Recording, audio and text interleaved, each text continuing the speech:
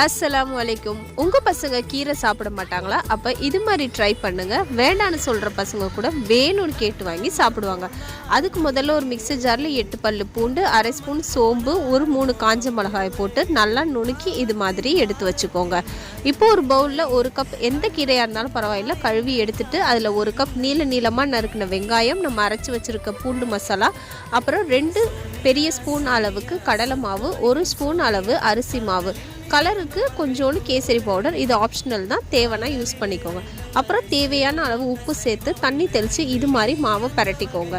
இப்போ ஒரு கடாயில் நல்லா எண்ணெய் சூடாக இருக்கும்போது பக்கோடாக்கு போடுற மாதிரி உதுத்தி போட்டு 2 பக்கமும் நல்லா கோல்டன் ப்ரௌன் ஆகுற அளவுக்கு வேக வச்சு நல்லா மொறுன்னு எடுத்திங்கன்னா சூப்பரான கீரை பக்கோடா ரெடி ஆயிரும். இது சாப்பாட்டுக்கு சைட் டிஷ்ஷாகவும் யூஸ் பண்ணலாம், இல்லைன்னா ஸ்நாக்ஸாகவும் கொடுக்கலாம்.